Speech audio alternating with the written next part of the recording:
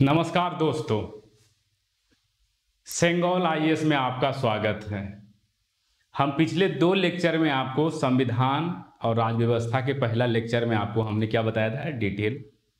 फिर हमने बताया था कि अनुच्छेद, भाग, सब कुछ क्या होता है संविधान के अंदर। और हमारे साथ पूरा बने रहिएगा, हम कुछ क्वेश्चन भी डिस्कस करेंगे, ठीक है। लास्ट तक हम एवरीडे क्वेश्चन लाने की कोशिश करेंगे कि जितना आप पढ़े हैं एक एक करके हम क्वेश्चन भी देने की कोशिश करेंगे।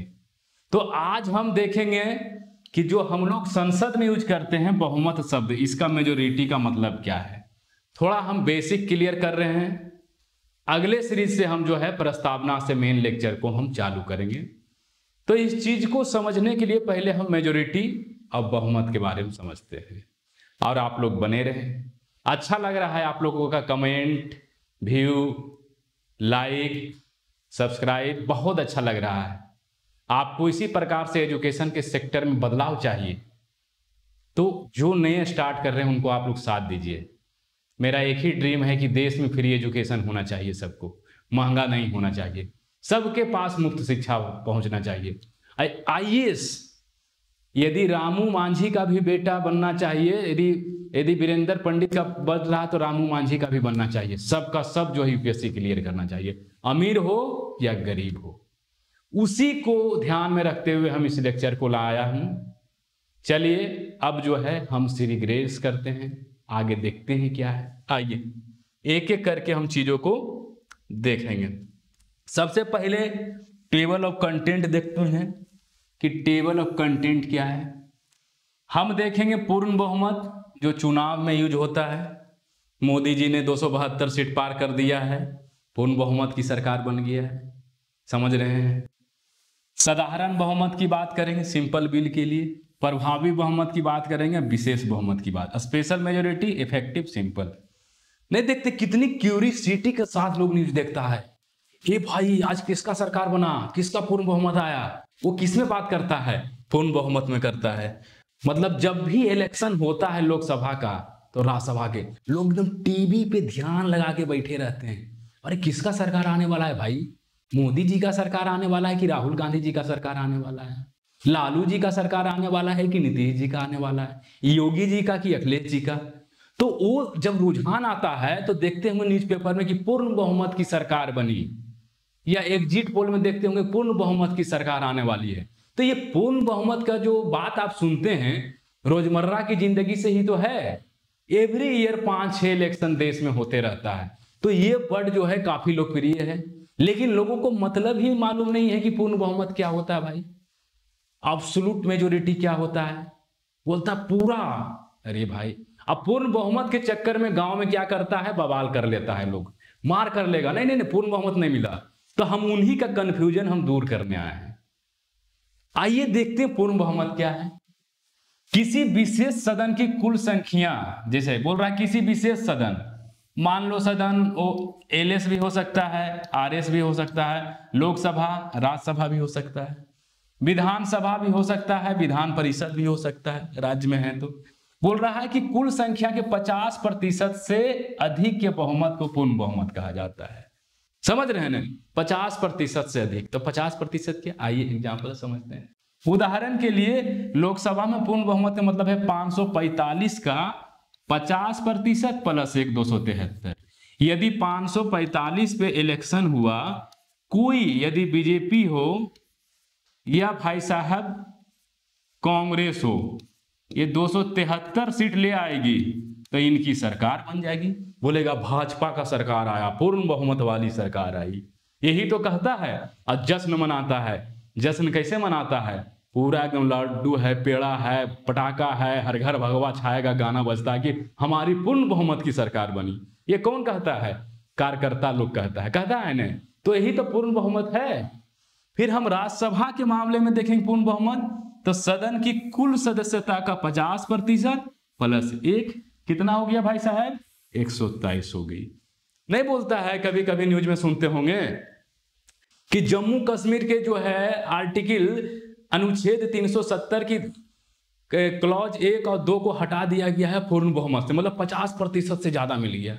लेकिन इसमें वो चीज नहीं यूज होता है। इसका उपयोग सिर्फ चुनाव के समय होता है। चुनाव के समय का मतलब क्या है?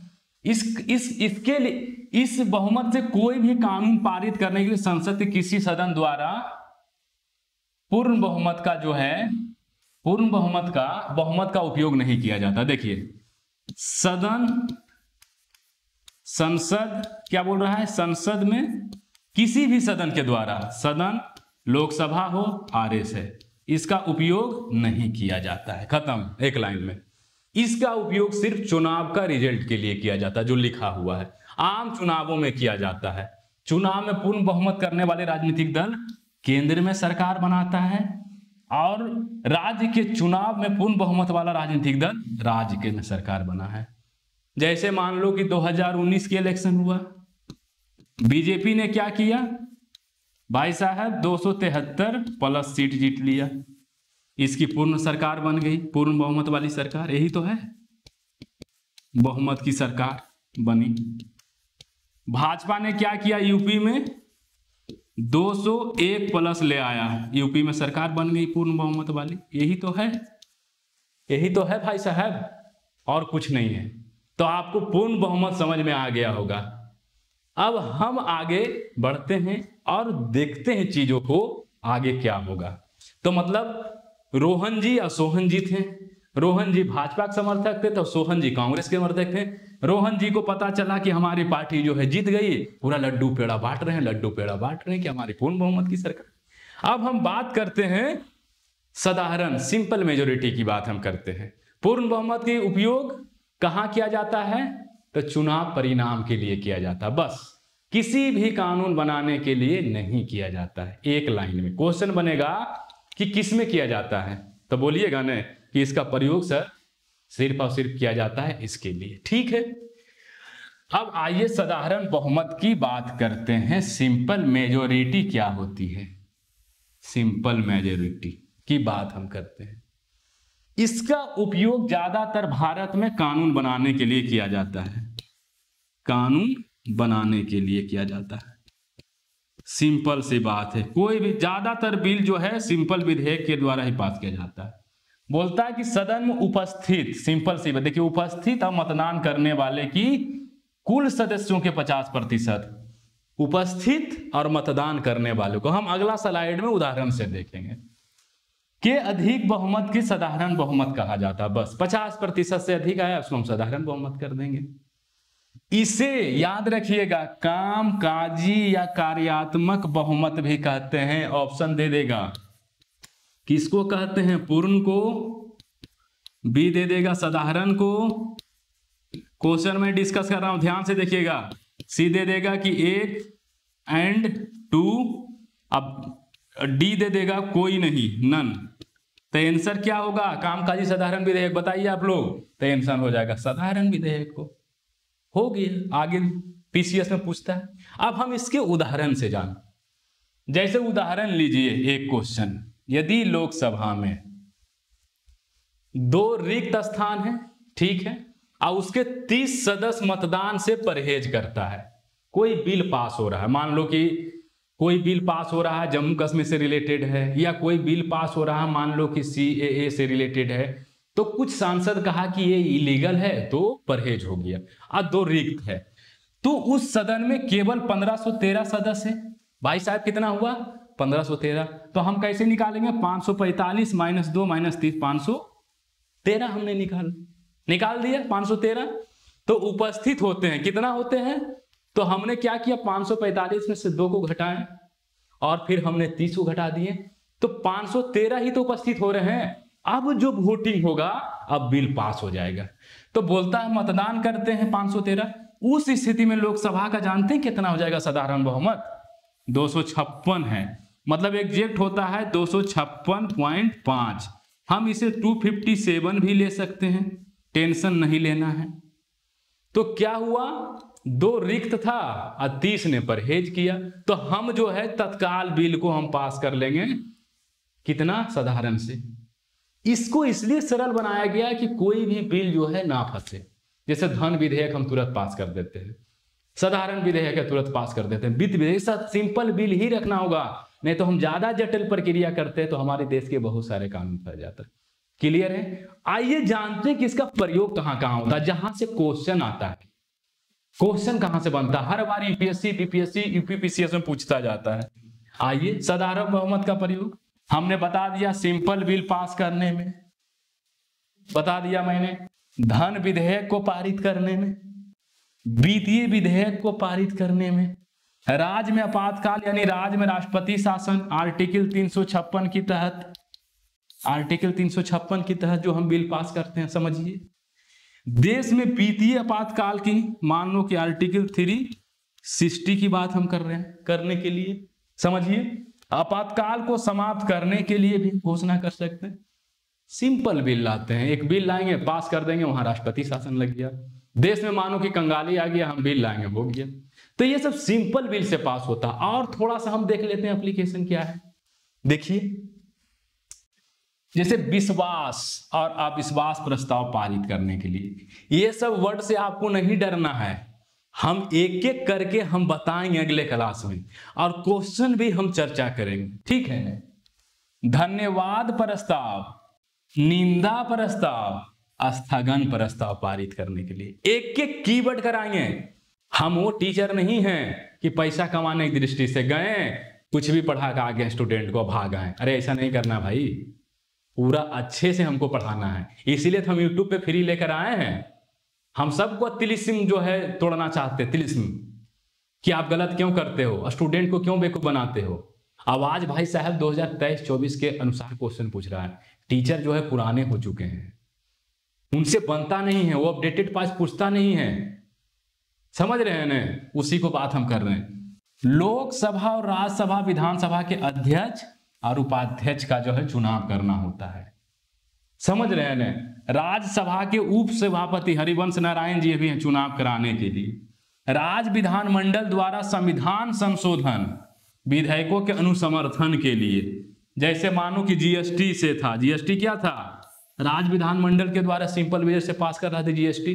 तो जीएसटी क्या था, संघीय ढांचा से प्रभावित था, संघीय ढांचा पर पास कर रहा था ना जी। तो संघीय ढांचा पे तो क्या करेगा, जीएसटी बिल 14 स्टेट है तो 15 स्टेट जो है पारित कर देगा, खत्म कहानी। इस समय 15 स्टेट जीएसटी को लेकर, सिंपल सी बात है। आगे हम थोड़ा सा और हम बात करते हैं।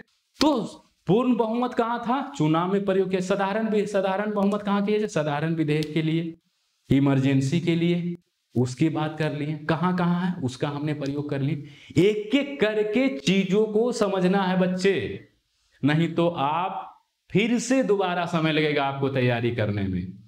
हम बता रहे हैं आपको, यदि आप नहीं समझें, यदि इस लेक्चर को नहीं देखें, क्वेश्चन की प्रकृति को नहीं समझें, तो खत्म हो जाएंगे आप।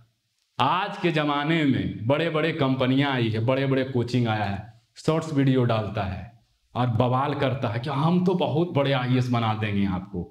आप दिल्ली नहीं आए तो आप आईएएस नहीं बन पाएंगे। अरे भाई, दिल्ली आने की जरूरत नहीं है, आप घर बैठे पढ़ो ना, हम पढ़ा रहे हैं।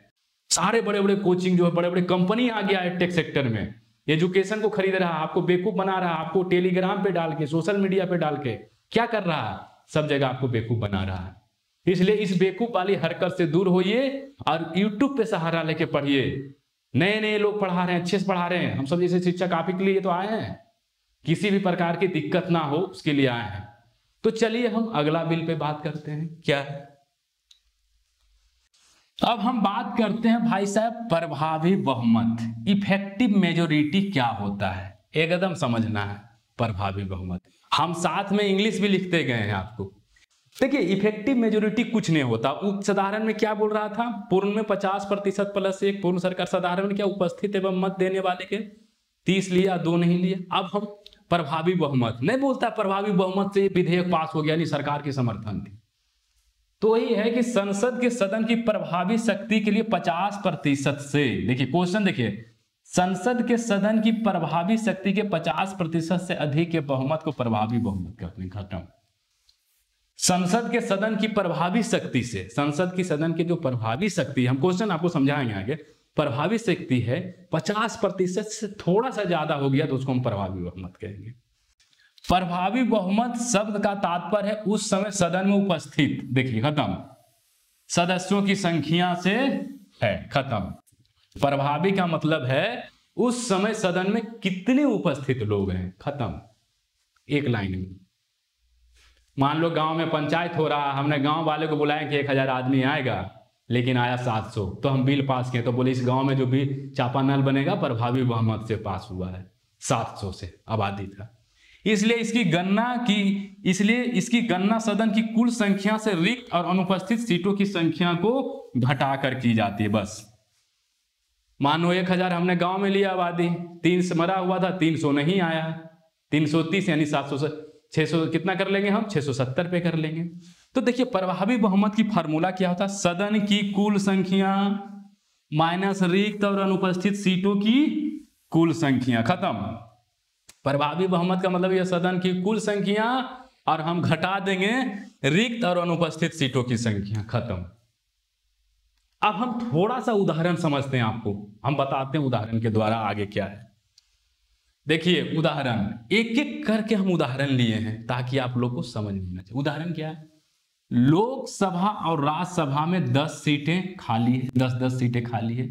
फिर लोकसभा का प्रभावी बहुमत क्या हो जाएगा, लोकसभा और राज्यसभा में 10-10 सीटें खाली है भाई साहब, तो प्रभावी बहुमत क्या होगा, 535 होगा। क्यों होगा, क्योंकि 545 माइनस 10 इक्वल टू 535। हम पॉलिटी को गणित के माध्यम से आपको समझा रहे हैं किस प्रकार से समझना है।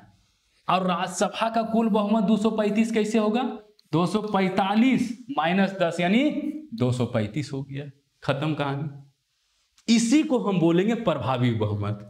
तो बोलेगा कि भारत का संविधान प्रभावी बहुमत को सदन के, देखिए खत्म, ये भी क्वेश्चन बन सकता है, सदन के सभी तत्कालिक सदस्यों के रूप में वर्णित करता है। भारत का संविधान प्रभावी बहुमत को सदन के सभी तत्कालिक सदस्यों के रूप में वर्णित करता है। उस समय सदन के कुल तत्कालीन सदस्यों का, साधारण में क्या था, परहेज किया, यहां तत्कालीन की बात कर रहा है। मान लीजिए कि 10 मर गया, नहीं है किसी प्रकार से डिस्क्वालीफाई हो गया, तो सदन के सभी तत्कालीन सदस्य की बात करते हैं। तो भारतीय संविधान के अनुसार प्रभावी बहुमत किन किन मामलों में नियोजित की जाती है, आइए हम थोड़ा सा और बताते हैं किन किन मामलों में प्रयोग किया जाता है। क्या हुआ, अनुच्छेद 67 क्लॉज बी के अनुसार उपराष्ट्रपति राज्यसभा के सभापति को हटाना, समझ गए, राज्यसभा के सभापति को हटाना 67 क्लॉज बी बोलते हैं, सब क्लॉज नहीं बोलेंगे इसको। अनुच्छेद 94 सी लोकसभा के अध्यक्ष और उपाध्यक्ष को डिस्क्वालीफाई यानी हटाना, उसके बात हम कर रहे हैं। अनुच्छेद 139 सी की हम बात करवाना, सी राज्य विधानसभा के अध्यक्ष और उपाध्यक्ष को हटाना, समझ रहे हैं ना। और उसके बाद कहां प्रयोग किया जाता है, राज्यसभा के उप सभापति के लिए हटाने के लिए भी प्रयोग किया जाता है इस बिल को, और विधान परिषद के सभापति और उप सभापति को हटाने के लिए किया जाता है। तो कितने जगह किया जा रहा है प्रयोग, कुल 8 जगह, 8 जगह। उसको हम ज्यादा उदाहरण नहीं लिए, यहां पर 8 जगह किया जा रहा है। पहला उपसभापति को, नहीं सभापति को, राज्यसभा के अध्यक्ष उपाध्यक्ष को, विधानसभा के अध्यक्ष उपाध्यक्ष को, विधान परिषद के सभापति उपसभापति को, और राज्यसभा के उपसभापति। तो क्वेश्चन ऐसे आ सकता है बीपीएससी या यूपीएससी में कि कुल कितने जगह जो है प्रभावी बहुमत का प्रयोग किया जाता है इनको हटाने के लिए, तो बोलिएगा 8 जगह। और अनुच्छेद के अनुसार बोलेगा तो बोलेगा 67 बी, 94 सी, 179 सी। क्लियर है, तो इनको हटाने के लिए किया जाता है, जिसे गांव में हमने आपको उदाहरण दिया। आगे और थोड़ा देखते हैं, ये हमने प्रभावी बहुमत के। अब देखिए सबसे भी आई है, कौन सा है भाई साहब, विशेष बहुमत। ये थोड़ा simple majority, special majority, sorry. हमने आपको क्या क्या पढ़ाया, पूर्ण बहुमत वाली सरकार, गांव में पूरा डिस्कशन कर रहा था, मार कर रहा था किसका बनेगा किसका बन जाता है। एक हमने साधारण विधेयक का बारे में बताया, तो उसका क्या था कि रिक्त और उस समय जो परहेज कर रहा है। प्रभावी मतलब क्या हुआ, सदन की तत्कालीन कुछ सदस्यों की संख्या की बात कर रहा था।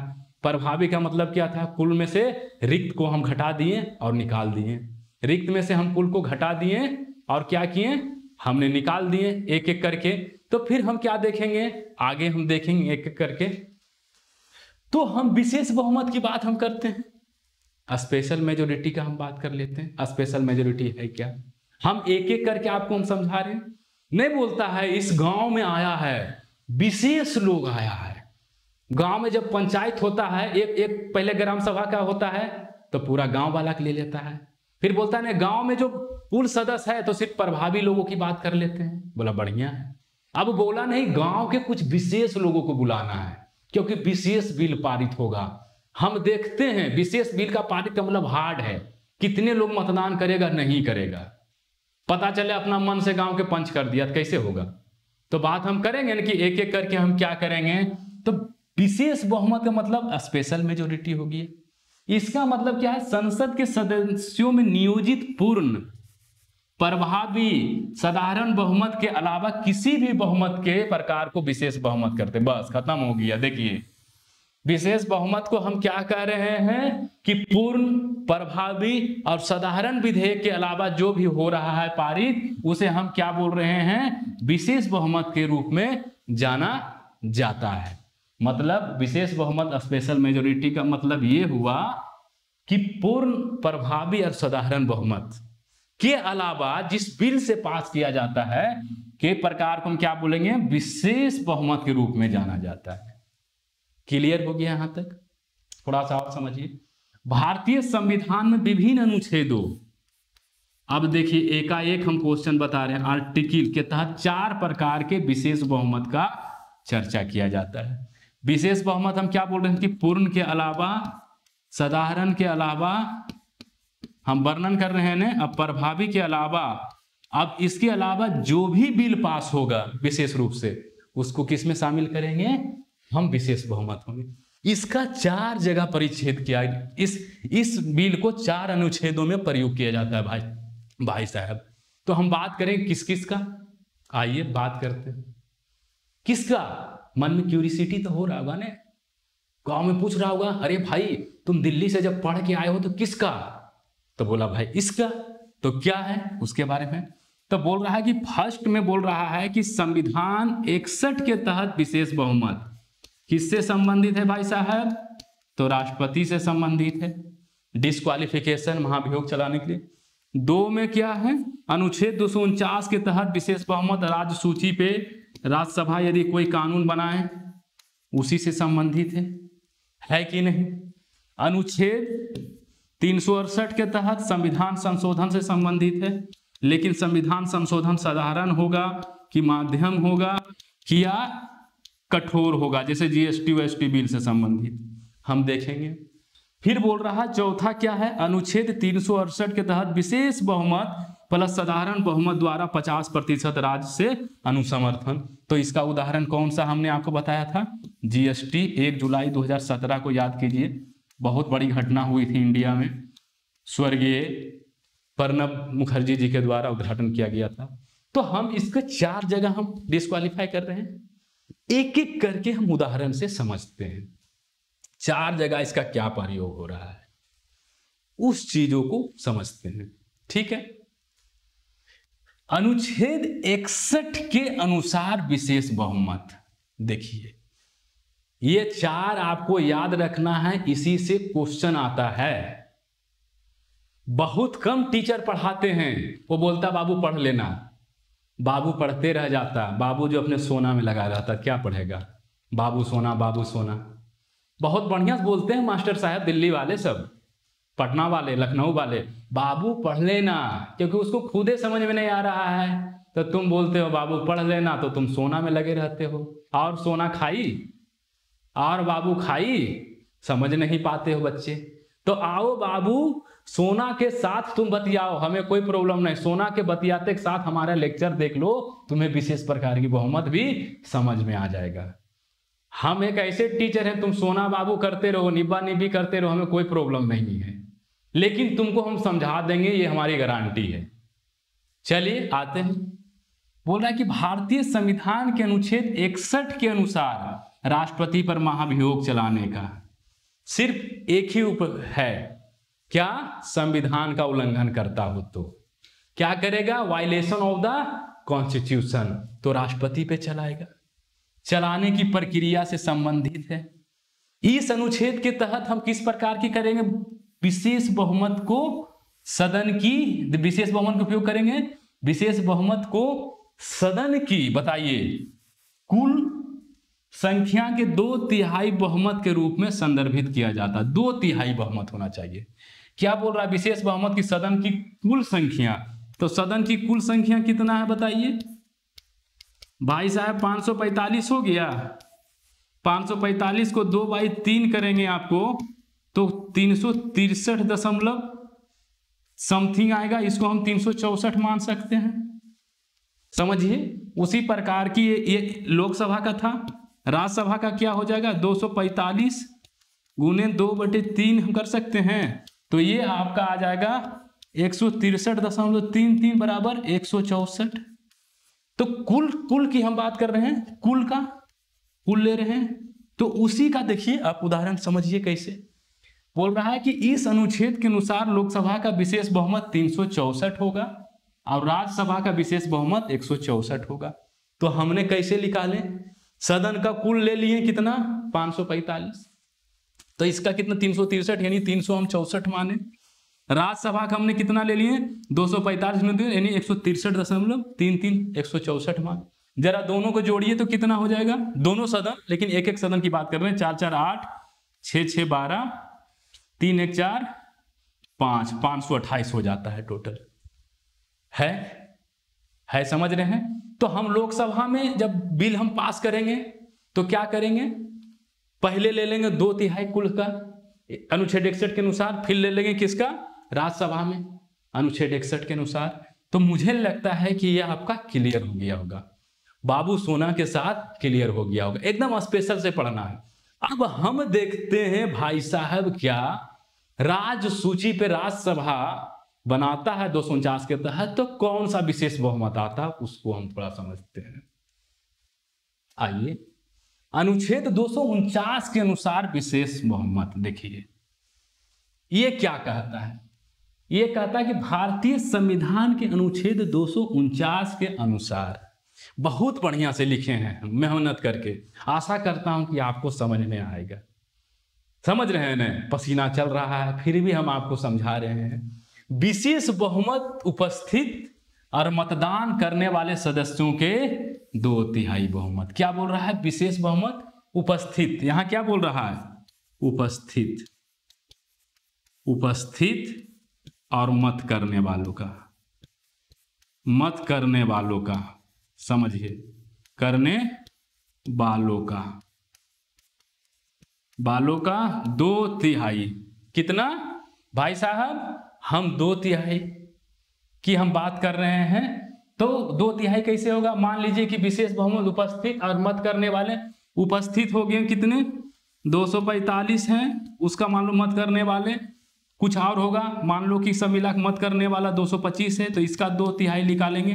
तो इससे जो कानून पास करेगा, राज्यसभा की हम बात कर रहे हैं, इससे दो कानून जो पास करेगा वो क्या हो जाएगा आपको 550/3, तो इससे जो है राज्य सूची पे फिर ये कानून बन जाएगा इससे। फिर उसी प्रकार से लोकसभा, तो इस प्रकार के विशेष बहुमत का उपयोग राज्यसभा के प्रस्ताव को पारित करने के लिए किया जाता है।